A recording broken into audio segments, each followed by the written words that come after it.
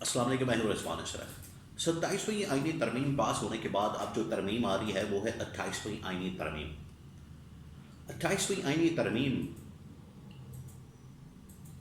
یہ نون لیگ کے بھی گلے پڑنے والی ہے، پیپلز پارٹی کے بھی گلے پڑنے والی ہے۔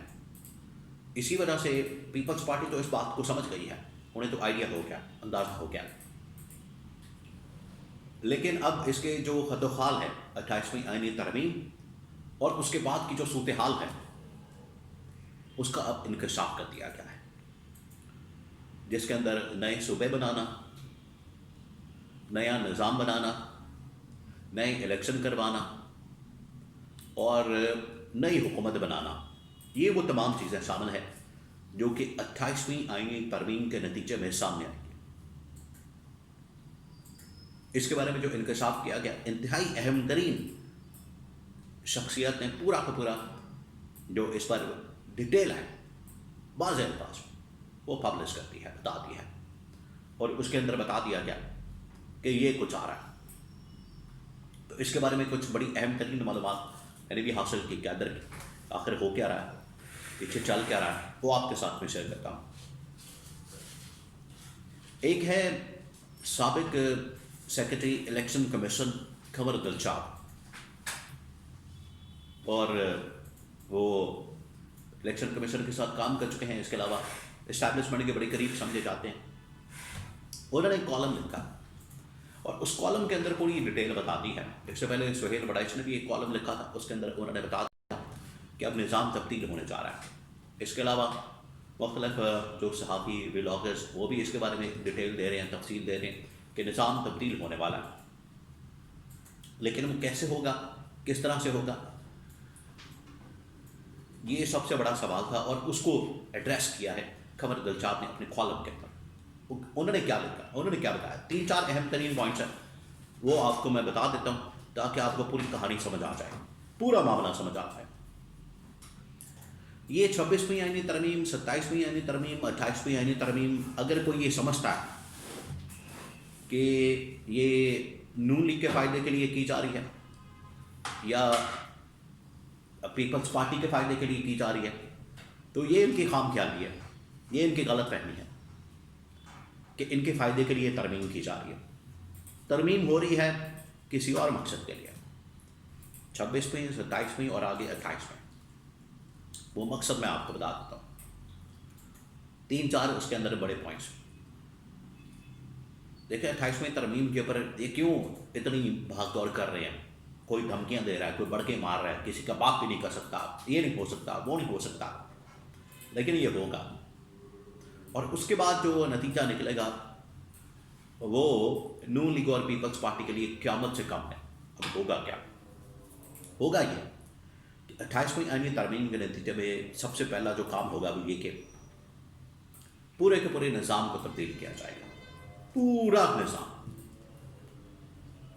اور جب نظام تبدیل ہوگا تو اس کا مطلب ہے کہ ٹاپ ٹو باٹم، اوپر سے لے کے نیچے تک پورا نظام تبدیل کیا جائے گا، اور یہ اس کے اندر حکومت کا نظام جو ہے وہ بھی تبدیل ہوگا، حکومتیں تبدیل ہوں گی اور چہرے تبدیل ہوں گے، یہ سب کچھ ہوگا۔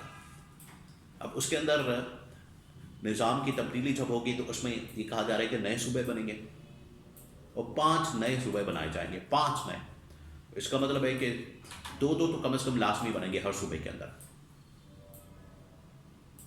پنجاب کے اندر بھی مزید 2 صوبے بن سکتے ہیں، سندھ کے اندر، بلوچستان کے اندر 1 بن سکتا ہے، کے پی کے اندر 1 مزید صوبہ بن سکتا ہے۔ تو اس طرح سے کر کے 5-6 صوبے بنائے جائیں گے اور صوبوں کو ڈیوائڈ کیا جائے گا۔ اس کے بعد بلدیاتی نظام قائم کیا جائے گا، بلدیاتی نظام قائم کر کے صوبوں کو پاور دی جائے گی، اور صوبوں کے بعد بلدیاتی نظام کو پاور دی جائے گی، اور اس کے بعد پھر وفاق کے اندر بھی نیا سسٹم، نیا نظام، نئے لوگ، نئی گورنمنٹ، اور صوبوں کے اندر بھی اور بلدیاتی نظام کے اندر بھی بالکل نیا نظام بنا کے کھڑا کر دیا جائے گا۔ اس کے لیے بڑا ضروری ہے کہ آپ پہلے الیکشن کروائیں، پہلے ترمیم ہوگی، ترمیم کے بعد چیزیں پھر وائنڈ اپ کی طرف جائیں گی، تمام اسٹیک ہولڈرز کو آن بورڈ لیا جائے گا، جس میں تمام پولیٹیکل پارٹیز. دیکھیں ابھی چند دن پہلے ہی یہ نظام کیوں بدلنے کی بات کی جا رہی ہے. ابھی چند دن پہلے آپ نے دیکھا لاہور کے اندر جماعت اسلامی نے ایک اجتماع کیا 3 دن کا. اس میں ان کا سلوگن کیا تھا آپ یاد کریں. ان کا جو مین سلوگن تھا وہ یہی تھا، نظام بدلو. نمبر 1.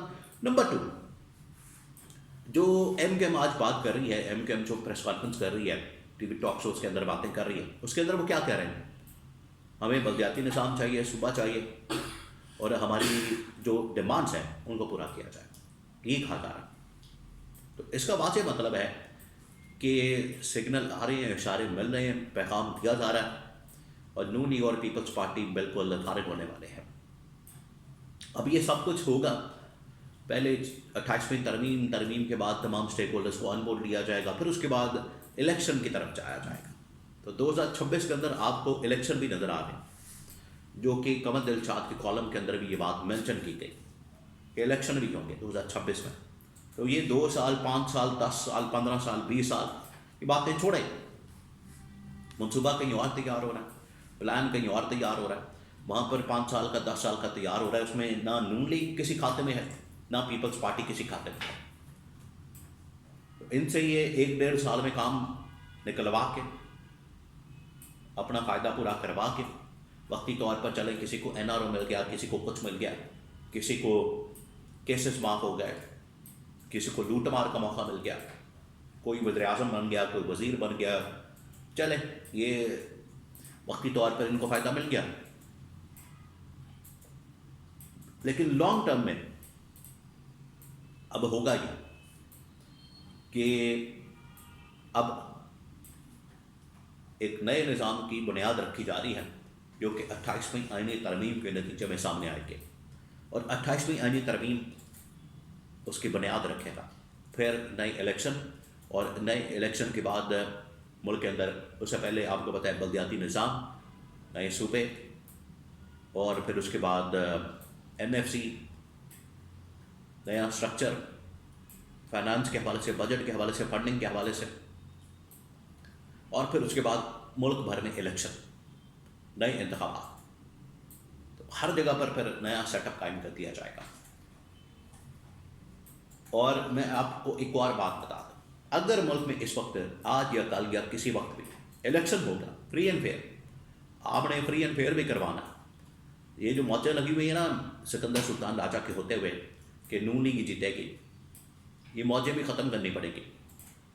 یہ الیکشن کمیشن بھی چینج کرنا پڑے گا.